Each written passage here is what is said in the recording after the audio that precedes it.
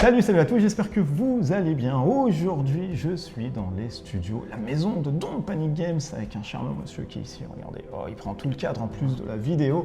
Pourquoi? Pour vous parler tout bonnement du prochain Escape Quest qui sort le 18, puisque nous sommes le 18. Tout à fait. Alors, tu te présentes, tu es monsieur, parce que je retiens jamais les noms, tu sais. Ah oui, écoute, moi je suis Sébastien Rost, et j'aide à la direction éditoriale et artistique, à la fois dans la société Inis qui s'occupe d'éditer des livres et Don't Panic Games qui s'occupe d'éditer des jeux de société. D'accord. Et vous avez lancé chez Don't Panic Games une gamme Escape Quest. Oui. Alors qu'est-ce qui change vraiment d'un Escape Game, d'un Escape Quest? Pourquoi c'est sous format livre? Pourquoi il y en a d'autres sur des boîtes? Il y a des gens qui se posent un peu des questions, tiens, qu'est-ce qui se passe en plus dans ces livres?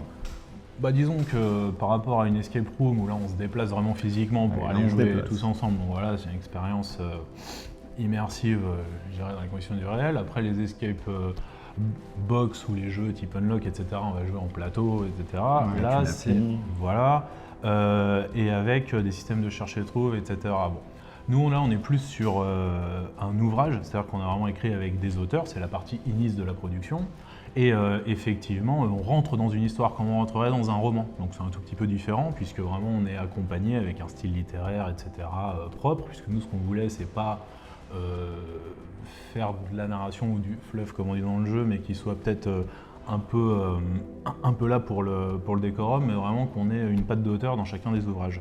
Donc on rentre dans l'aventure, et ce qui se passe, c'est que pour poursuivre l'aventure, on va se retrouver confronté à différents choix, et notamment à différentes énigmes à résoudre, qu'elles soient visuelles, qu'elles soient par rapport à des jeux de lettres, qu'elles soient de tout type d'énigmes en réalité, puisque ça dépend aussi des auteurs. Et là, c'est la partie qui apporte la société Don't Panic Games, qui est l'expertise sur vraiment le gameplay, les mécaniques de jeu, et trouver des énigmes un peu variées, de difficultés variables à l'intérieur quand même des ouvrages, mais surtout variées, qu'il y ait un large panel pour qu'on soit challengé de différentes manières, sans trop perdre non plus le fil de l'histoire. C'est-à-dire que les énigmes vont vraiment s'intégrer dans la narration, avec un système de double page, etc., qui permet de pas trop couper non plus le flow, sur une centaine de pages quand même. Ah oui, c'est 100 pages chaque. Ouais, 95 100. Avec ceci, monsieur, dame, je vous en remets 3 kilos. Ouais, donc non, effectivement. Et voilà. Donc ça, c'est un peu le principe. Alors ça se joue de combien? Est-ce qu'on peut jouer tout seul? Est-ce qu'on a besoin d'avoir une autre personne? Est-ce qu'on a besoin de trucider ses gosses pour qu'ils jouent avec nous autour d'une table et se mettre leur repas de dessert le soir? Alors, on peut jouer tout seul, on peut jouer à plusieurs, on peut même jouer en collaboratif avec tout le monde autour de la table, etc. Bon, ça dépend un peu des habitudes de jeu et du plaisir qu'on y prend, mais en tout cas, mécaniquement, ça marche. Après, quand on joue à plusieurs, on va s'apercevoir que les différents joueurs ne sont pas performants sur les mêmes types d'énigmes. Donc on va accélérer évidemment à plusieurs, en force, le temps de jeu. Bon, honnêtement, si tu arrives à en faire un en moins de 2 heures, c'est vraiment que tu es un gros champion. Moi, je dirais plutôt 3 heures. Et voilà. Et puis on est à partir de 12 ans. Là, je vois, il y a plusieurs univers. Donc il y a le trésor, c'est Indiana Jones, j'imagine. Ouais. Arsène Lupin. Arsène Lupin. Et Flancy. Ça, c'est une sorte Aurora Arkham déguisée, un truc comme ça. Alors ça se passe dans la ville de Salem. Ah, voilà. J'étais pas loin. Ouais. Je n'étais pas loin. Donc avec en toile de fond l'histoire des sorcières de Salem. Ok, donc c'est toujours 12 ans et plus, quand même, et 3 heures de jeu. Ouais. Ok, il n'y a pas de dé, il n'y a rien, c'est du Non, alors blabla. il y a quand même des choses. Tu veux que je te les présente un par un? Oui, tu peux y aller, alors on va commencer par celui-ci. C'est le premier. Ouais, c'est le premier. Donc celui-là est dans l'univers d'Indiana Jones, donc on suit une aventurière, on suit les traces d'une aventurière un peu légendaire. Je crois que Mathieu l'avait présenté chez nous, ça. C'est lui qui nous a fait découvrir ça, on ne connaissait pas. Parce que Bleude comme on est, on ne connaît pas trop. Donc là, voilà, on parcourt le monde avec un système de cartes, etc., sur les traces de cette aventurière, pour déjouer toute une énigme qui mixe un peu, je dirais, archéologie et romanesque. Vraiment Indiana Jones. D'accord. Est-ce qu'il y a plusieurs fins? Ou alors il y a une fin? Alors ça dépend des ouvrages. Celle-là, il n'y a qu'une fin. Donc, voilà. Donc là, les auteurs, c'était la team Kaedama et le dessinateur, c'est Christophe Soal. Oui. Ça s'appelle bien Christophe. Je crois que c'est ouais, c'est ça. Voilà, c'est un talent. L'expérience. Et celui-ci, c'est quoi? C'est du cyberpunk bizarre? Alors celui-là, c'est au-delà du virtuel. Donc on se retrouve à être confronté à un réseau social, si tu veux, qui a pris, qui a un peu le monopole sur sur le monde et nous on se retrouve projeté dedans et on doit résoudre tout un tas d'énigmes pour déjouer le système. Alors là, comme on se promène dans l'univers avec un casque VR, dans l'histoire, pas en vrai, le casque VR, il permet aux auteurs de nous inviter dans différents mondes successifs. Et là, il y a un système en plus, alors là pour le coup, de plusieurs fins avec des zones positives, négatives, etc. Et évidemment, il y a une surprise à la fin puisqu'on se retrouve confronté évidemment au système mais aussi à nous-mêmes. D'accord, bon, je vais voir la fin directement. Mais...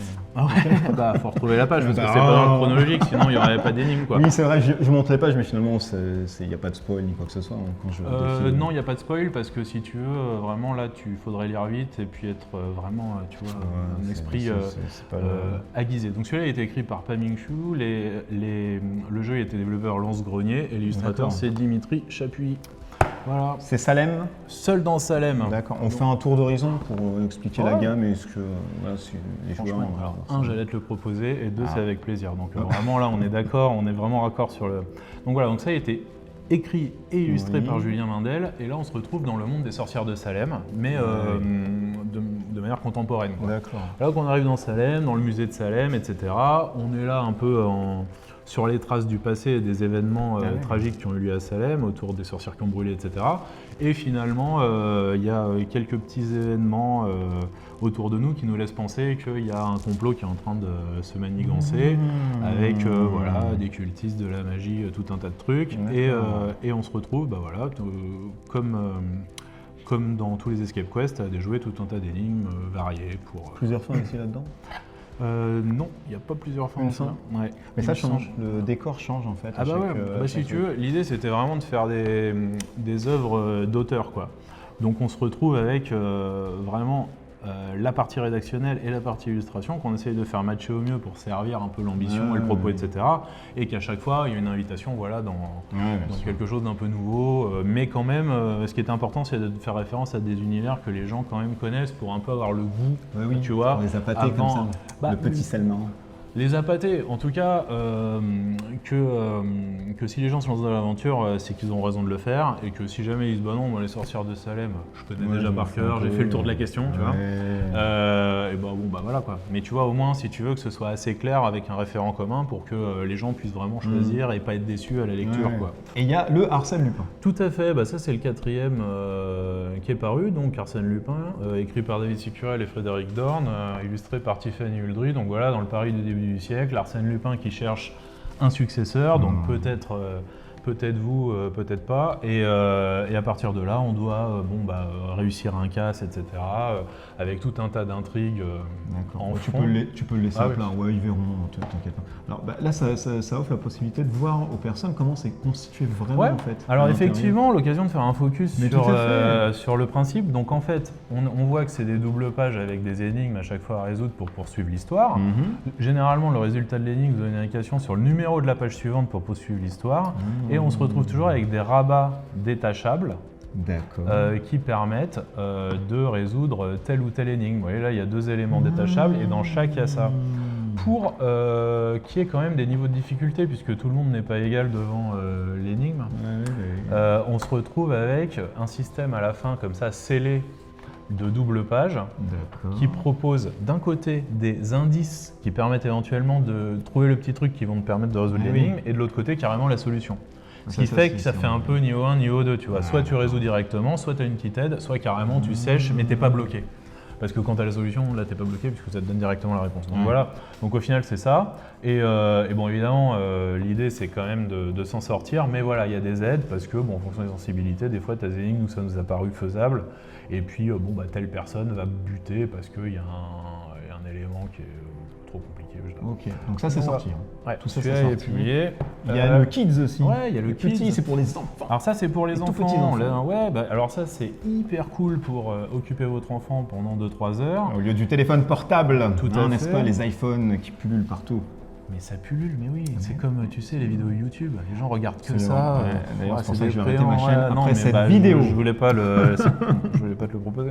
Donc du coup voilà, donc celui-là il a été écrit par Florian Fay et Alexandre Emery et illustré par Clémence Perrault. Voilà, donc à partir de 7 ans, on peut jouer évidemment entre frères et sœurs, avec les cousins cousines, avec les parents aussi, ou tout seul. Donc voilà. Et alors là, celui-là, il est évidemment un peu plus facile. Et oui, tu peux le montrer, tu as toujours la caméra déportée. Voilà, et on suit, en fait, on est un enfant qui suit ses parents, qui sont spécialistes d'insectes dans une île un peu mystérieuse. Et on savoir sur cette île, il y a une légende d'un grand singe. D'ailleurs, l'île s'appelle l'île aux singes. Et en toile de fond, il y a des braconniers, il y a plein de trucs qui se passent, etc. Et on va devoir mener l'enquête de manière un peu autonome, se détacher, j'ai envie de dire, de la famille. Voilà. Je peux même pas rebondir parce que je ne sais même pas ce que tu veux dire. Non, donc mais pourtant c'était clair, dans ma tête. Et voilà, et donc bon, toujours tout couleur, etc. Et moins fourni que ceux dans l'adulte. En fait, comme on s'adresse à un public plus jeune, on a fait un peu moins de pagination. On a fait une pagination un peu plus, voilà. Et je sais plus, on est sur du 48 pages.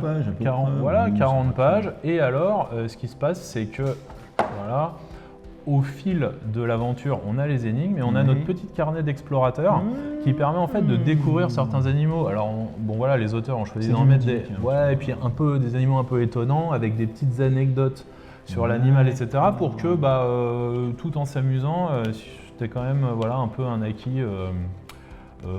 Les pangolins par exemple, qui n'est pas un animal qu'on rencontre. Ça permet de comprendre des petits trucs dans la vie de tous les jours. Il y a certains si on enfants n'aime pas qui ont les SVT, on peut se mettre dessus. Ouais, là t'as pas besoin d'être féru d'SVT puisque t'apprends sans t'en apercevoir. Et voilà, oui, parce qu'il y a des enfants qui n'ont jamais vu de pangolin. Oui, absolument, j'en ai pas vu aussi. Moi j'en ai chez moi. J'ai été enfant toute ma vie. Et ça, alors la nouveauté. This is the last one. Voilà. Boom. Alors moi, c'est ce qui m'a fait trituiller directement parce que j'aime beaucoup le cyberpunk. Il n'y en a pas assez dans le jeu de société. Donc messieurs, si vous voulez lancer un truc, c'est maintenant qu'il faut mettre du cyberpunk parce qu'on en a marre d'avoir des nains et des elfes. Alors ceci étant, ça sort le 18. Donc c'est là qu'on tourne. C'est pareil, 12 plus 1 jusqu'à ce que vous voulez, 3 heures. Et qu'est-ce qu'on doit faire à l'intérieur? Alors là, ce qu'on doit faire, alors les challenges sont multiples. On se retrouve dans le mettre là-bas, du coup, on va faire un petit machin. Hop, tu es très bien assidu sur les petits focus. Donc toujours pareil, voilà, on a les systèmes de rabat détachable. Alors le synopsis, c'est quoi à l'intérieur? C'est du Blade Runner? C'est du... Ouais, on peut dire que c'est du Blade Runner. En fait, tu te retrouves, toi tu es un hacker, et tu te retrouves embarqué finalement dans une affaire qui va t'opposer à une méga corpo. D'accord. Et voilà, donc tu as un contact qui va t'aider, etc. Et tu vas t'apercevoir que finalement tu es un peu au centre d'une intrigue qui te dépasse, quoi. Toi à la base t'es un hacker, si tu veux, qui est en fin d'adolescence, etc. Et en fait l'enjeu il va être de ouf, quoi. Voilà, donc l'histoire dont vous êtes le virus, écrit par Geoffrey Rico et Corentin Lamy, illustré par Laurent Mini, pour une poignée de néo-dollars, voilà. Et on est dans la pure tradition cyberpunk. Nous, c'est vraiment ça qui nous intéressait. C'est voilà. Mais voilà, tu as quand même. Là, c'est déjà plus digitalisé que les autres. Je vois des carrés, des algorithmes partout, des décors très néons, etc. Bon, là, effectivement, sur la page, c'est du noir et blanc. Donc tout le monde va me dire que c'est pas vrai. Ouais, mais non, on mais est là. plus sur un truc, un téléphone, machin. Ouais, écoute, on a un peu. En fait, c'est plus abstrait que les autres. Ouais. Ah, dans la maquette, tu veux dire? Ouais, on est peut-être un peu sur des codes binaires, etc. Ouais, il y a une élégance comme ça un peu minimaliste dans la maquette, mais quand même colorée, qui fait quand même la part belle, si tu veux, aux illus, tu vois, qu'on essaye toujours de mettre en bonne importance. Mais bon, après, si tu veux, il y a des agencements qui sont liés aussi aux énigmes et à leur résolution. Donc en fait, c'est vraiment un mélange entre une discussion entre l'auteur, la maquettiste, l'illustrateur, l'éditeur, etc. pour que voilà, il n'y ait pas de doute, si tu veux, tu sais que tu as résolu une énigme ou que tu l'as pas résolu. Bon, de toute façon, quand tu arrives à la page de destination, on te dit de quelle page tu viens. Donc si tu vois que c'est pas la bonne page, c'est que tu n'as pas trouvé le bon numéro d'énigme, on fait attention à ce que ça ne spoil pas, etc. Donc voilà, là tu rencontres le technomancien. Et c'est lui qui de tout part, machin, directement. Il y a un petit truc qui se fait en amont. Alors, pas exactement, lui c'est un gars un peu, on murmure qu'il y a un technomancien, etc. Bon, toi tu arrives à l'atteindre en résolvant les lignes précédentes. Et lui, en fait, il a des éléments du passé, donc des anciens supports, des photos imprimées en papier et tout ça. Voilà. Des petits trucs à chercher, etc. On est sur plusieurs fins là-dessus ou une unique fin, pareil comme les autres? Non, celui-ci, il y a plusieurs fins. Il y a plusieurs fins. Toutes ne te mènent pas à la victoire, mais voilà, tu as des choix à faire. À la mort aussi. On va dire que tes talents de déduction sont mis à rude épreuve à nouveau. et peuvent te mener à la victoire ou à une semi-victoire ou carrément à la défaite, etc. Enfin, voilà, C'est le plus dur des 4 que vous avez sortis Non, je dirais pas ça. Je dirais qu'on essaye de doser, si tu veux, une difficulté qui varie, mais pas non plus de ouf entre les énigmes. Après, on va s'apercevoir qu'il y a certains joueurs qui luttent sur certaines énigmes, comme on disait un peu avant, et d'autres sur d'autres. Tu vois, c'est pas. Mais non, le niveau de difficulté, il est quand même. Enfin, il y a quand même du jeu, quoi, si tu veux. C'est pas genre archi facile, tu vas déjà. Donc tu bloques, tu te poses, tu dis attends, c'est quoi? T'es quand même obligé de réfléchir. Des fois, bon, ça te paraît évident parce que à toi, ça te paraît évident. Des fois, non. Mais non, t'es quand même sur. Voilà, je te dis, hein, ouais, 2-3 heures. Sur un truc comme ça, quoi. Ouais. Si on joue à ça, on se dit c'est rapide, alors que sur les autres. Ouais, et encore, tu peux. Bon. Après, là, c'est aussi le ton qui est adapté aux enfants, oui, etc. bah oui, il n'y a pas que bien lui. sûr. Mais oui, mais effectivement, c'est un peu plus facile, mais tu as quand même du challenge. Je pense que même un adulte, il va se dire ah ouais, d'accord, c'était ça, bien joué, les gars. Enfin, tu vois, c'est pas genre tu fais pas comme ça pour résoudre les énigmes, t'es quand même dedans. Et ouais, non, la difficulté, elle est variable, elle est dosée. C'est un gros questionnement puisque nous, on les fait plusieurs fois. Il y a d'autres éditeurs qui sont pas sur le projet qui les font, qui font un retour, tu vois. Il y a beaucoup de playtests que vous faites dessus. Ah bah ouais, parce que tu as quand même beaucoup de pages. Enfin, faut essayer, voilà, au minimum d'être dans le flou, dans le doute, etc. Et puis que ce soit marrant, parce que tu as aussi, tu vois, des difficultés sur des énigmes où quand tu la résous, bon, tout le monde a connu ça en faisant des escape box ou quoi, ou si tu veux, quand tu as résolu, tu fais ah ouais. C'était ça, tu vois. Enfin, moi je regarde la fin directement. Voilà. Pas de surprise, Voilà. c'est rapide. L'idée, c'est que ce soit un peu toujours le côté ah ouais, cool. Bon, après, voilà, on y arrive, on n'y arrive pas, mais généralement, voilà, on est sur un truc. Vous aimez avoir des twists à l'intérieur Ouais, bah, tout simplement, ça c'est plus le côté rédactionnel, un peu presque scénaristique, tu veux, qui te fait que bon, faut aussi rythmer le récit, etc. Mais sans faire les malins, si tu veux. Faut que ce soit efficace, faut que ce soit clair, limpide, tu vois, que t'es rarement plus d'une page de récit à côté de l'énigme pour que la mécanique, si tu veux. Entre les deux. Bah, plus si tu veux, t'as bien équilibré, t'as bien maquetté et t'es bien, si tu veux, sur ton concept, plus si tu veux, ça paraît fluide à la lecture, sachant que c'est quand même une narration qui va rencontrer une énigme, puis repartir, etc. Donc si en plus, il faut se poser la question de c'est ça, c'est de l'autre côté et tout, tu vois, tu perds. Donc l'idée, c'est de trouver cet équilibre qui fait que t'as quand même l'impression d'avoir lu une histoire, mais t'as quand même un peu galéré sur les énigmes. Sans être trop, c'est sorti du retrait, truc. Bah ouais, parce qu'à un moment donné, tu dis, attends, c'était quoi déjà qu'il racontait? Enfin, c'est vrai que ça, après, on perd vite. Est-ce qu'on a dit sur l'ensemble des Escape Quest? On a d'autres surprises en préparation. Donc le prochain, il se passe dans une académie de super-héros.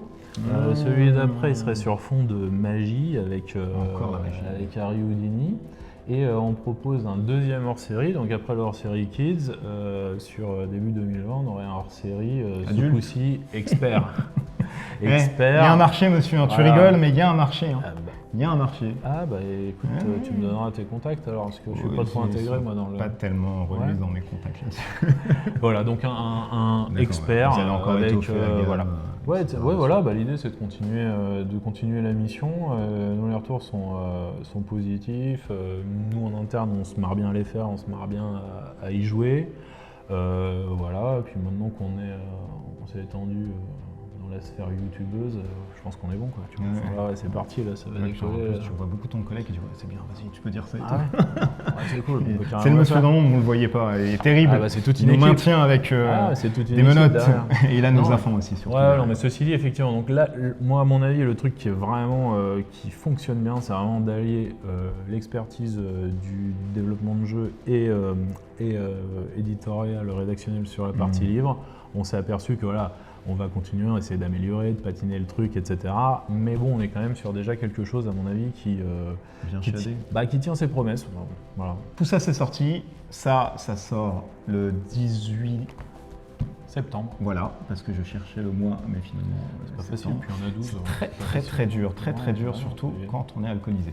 Donc c'est le 18 septembre. Tout à fait. On n'a pas dit le prix par contre. Non, on ne l'a pas dit. Tu veux qu'on le dise? Alors 12,50 €. Ah bah ça va. Bah non, mais c'est carrément ça. 12,50 € pour à peu près 3 heures de jeu. Celui-ci, on a fait un prix attractif à 5,95 € parce qu'on voulait que tous les enfants D'accord. Oui, c'est moins cher qu'un Happy Meal. C'est moins cher qu'un et c'est meilleur. Mais oui, et ça T'as plus le goût de l'aventure. C'est vrai, c'est vrai. Et Voilà. t'as pas de carie. Et t'as pas le goût du chimique, c'est colo, c'est bienveillant, ça parle de la planète, de la faune, etc. Voilà, c'est un peu l'inverse d'un Happy Meal finalement. Et voilà, ouais, 12,50. Non, le rapport temps passé, je pense, prix, il est au top. Voilà, donc après, chacun peut choisir son univers, ou les faire tous, ou les faire entre amis. Ouais, ça fait écoutez, si bonnes vous soirées en aimez perspective. jouer tout seul, les plaisirs solitaires comme moi, je le fais généralement chaque soir parce que je suis très seul, et il y a plein de trucs à faire là-dedans. Là. Il y en a 5 maintenant qui vont sortir, qui sont à 12,50. Et qu'est-ce qu'on peut dire d'autre oui, mais qui est un jeu concours. On m'a oublié. Ah bah ce serait top, mais ce qu'il faudrait, c'est trouver une chaîne YouTube c'est vrai. qui soit partante. Écoute, par substitution, on l'a fait chez moi. Alors, de toute façon, j'ai demandé à tous les autres. Ils voulaient pas. Voilà, Ils se sont dit non, mais j'étais le seul. De toute façon, elle est trop bon en disant oui, il n'y a pas de problème. Donc alors les modalités seront directement dans le descriptif etc. de la vidéo, donc je vous laisse scroller. Par contre, il faudra passer par un partage sommaire des vidéos et d'aller voir sûrement la page de Don't Panic Games qui sont toujours pas en adéquation avec ce qu'on doit faire, et vu qu'on n'est jamais prêt nous aussi. Vous pouvez aller voir machin, il y a le site de Don't Panic Games, il y a le Facebook si vous voulez voir un peu plus, et puis il y a Mathieu qui en parle très bien dans l'émission La Voix des Jeux, parce qu'il les a à peu près tous faits, je pense. Je parle en ce moment parce que je fais aussi ce que je veux. Merci infiniment. Merci à toi. Voilà, c'était très long, je suis très fatigué. Et on se retrouve d'ici là pour peut-être de prochaines aventures. J'espère. Oui. Moi, j'ai déjà hâte. Écoute, si tu as déjà hâte, on reviendra alors. Salut. Salut.